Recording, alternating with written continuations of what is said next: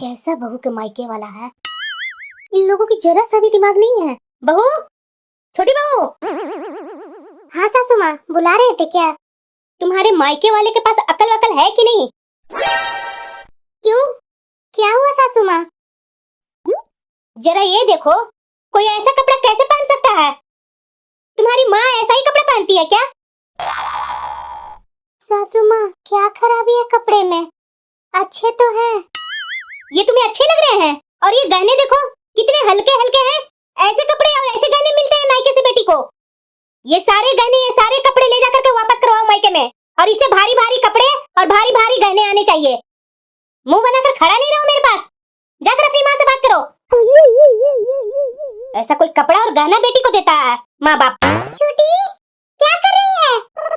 कुछ नहीं दीदी, बस ऐसे ही। मेरे मायके से आई हुई साड़ी और जेवर सासू माँ को पसंद नहीं आए दीदी। बोल रहे हैं कि बहुत हल्के जेवर भी है।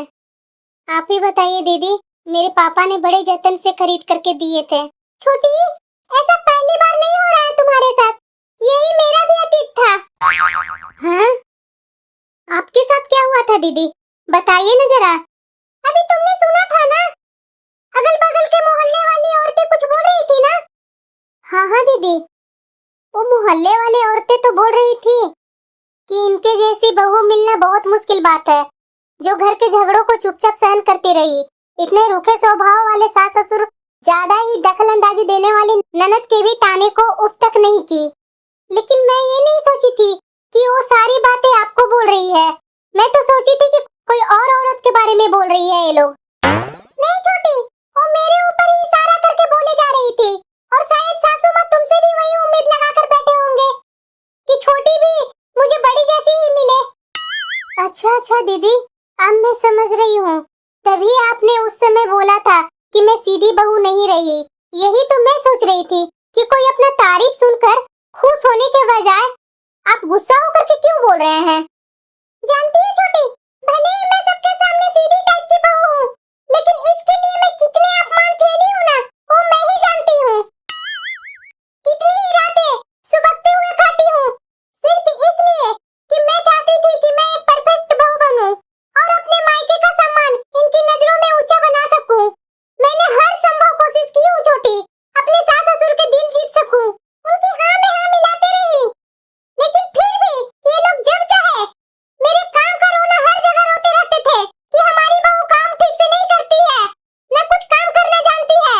मेरे घर से आई हुई चीजों को हमेशा नुक्स निकालना, तुम्हारे मायके से ये ऐसा आया, वो ऐसा आया, ना जाने क्या क्या बातें सुनाते थे सासू माँ मुझे। यहाँ तक कि छोटी, मेरा भाई और मेरे पापा मुझसे मिलने यहाँ आते थे ना, तो सासू माँ ये जताते थे कि यहाँ आकर के मेरे पापा मेरे भाई पानी पी करके बहुत बड़ा पाप किए हैं।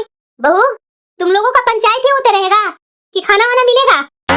ये देखो छोटी, मैं तो तुम्हें खाना खाने के लिए बुलाने आई थी और मैं भी किस बात में लग गई। चलो छोटी, जल्दी चलो, नहीं तो सासू माँ फिर से भड़केंगे ना, तो फिर मैं कुछ नहीं कर सकती हूँ।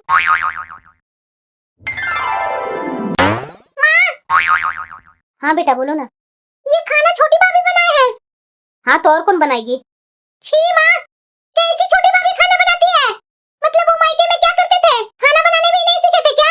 अभी छोटी भाभी को भी खाना बनाने के लिए सिखाना पड़ेगा क्या माँ? मुझे भी तो यही लग रहा है बेटा, इस सारे खाना को बर्बाद कर रखी है। कैसे ऐसा कोई खाना खा सकता है? माँ, ये तुम्हारे कारण ऐसा हो रहा है। शुरू में ही आई थी ना छोटी भाभी, खाना बनाई थी ना, उसी समय तुम्हें डांट लगानी चाहिए थी। लेकिन उस समय तो तुम मेरे से बोली कि रहने दो बेटा, अभी नई नई आई है तो उसे कुछ पता नहीं है, इसीलिए जैसे तैसे हो गया है। देख लो, अब तो डेली जैसे तैसे खाना बनने लगा है माँ। छोटी बहू। हाँ सासू माँ। ये क्या खाना बनाई है तुम? ना इसमें नमक का पता चल रहा है, ना मिर्ची का पता चल रहा है। कैसे खाना बनाती है तुम? अपने मायके से कुछ सीख करके नहीं आई थी?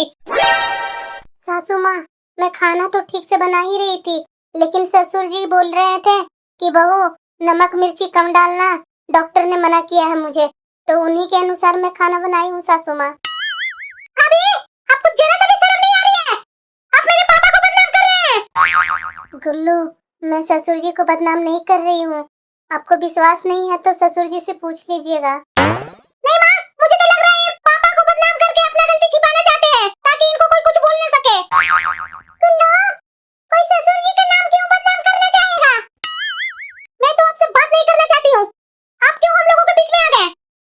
बेटा तुम चुप रहो।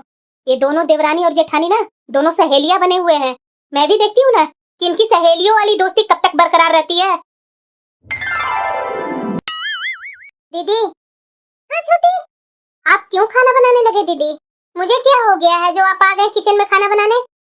छोटी, आज तुम्हारा उठने में लेट हो गई थी, तो फिर मैं सोची कि सासू माँ देखेंगे कि नाश्ता नहीं बना है तो भड़कना चालू कर देंगे। कल से तुम 6 बजे तक किसी हालत में किचन में आ जाना, नहीं तो सासू माँ पूरा बवंडर खड़ा कर देंगे। हाँ दीदी, मैं इस बात पर ध्यान दूंगी, आगे से ऐसा गलती नहीं होगा दीदी। छोटी, तुम तो किचन में आ ही गई है, तब तक मैं जा रही हूँ, झाड़ू पोछा कर लेती हूँ। हाँ दीदी ठीक है। एक ही किचन में 2 लोगों को लगना जरूरी है? नहीं नहीं सासू माँ, मैं तो ऐसे ही देखने आ गई थी कि छोटी क्या नाश्ता बना रही है। मैं तो जा ही रही हूँ झाड़ू पोछा के लिए। मैं तुमसे बात नहीं कर रही हूँ। छोटी बहू। हाँ सासू माँ। तुमने अपनी माँ से बात की? नहीं सासू माँ। क्यों? मेरी बात तुम्हें समझ में नहीं आती है कि बड़ी बहू के सिखाने पर तुम चल रही है? नहीं नहीं सासू माँ, मैं समय देख करके बात कर लूंगी। कल मेरे पास टाइम नहीं था, इसीलिए मैं बात नहीं कर पाई सासू माँ। आज सारा काम छोड़कर अपनी माँ से पहले बात करो। इससे थोड़ी सी बात करने में भी टाइम लग रही है अपनी माँ से। दीदी, आप ही बताइए, मैं अपनी माँ से क्या बात करूं? एक तो बहुत मुश्किल से गहने और कपड़े दी थी मेरी माँ ने। छोटी, तुम डरो नहीं, तुम्हारा जो भी मन में है ना, वो सासू माँ के सामने बोल दो, डरने की क्या बात है? नहीं दीदी, गुल्लू भी साथ में होते हैं ना, और सासू माँ दोनों साथ में रहते हैं ना, तो मुझे बहुत डर लगता है। मैं जरा सा बोलूंगी नहीं कि उन लोग जैसे तैसे सुनाना चालू कर देंगे। छोटी, हाल ही में तुम्हारी शादी हुई है और मैं तुम्हारे मन में कड़वाहट बोलना नहीं चाहती हूँ, लेकिन ये भी नहीं चाहती हूँ कि मेरी तरह तुम्हें भी परेशानियों का सामना करना पड़े।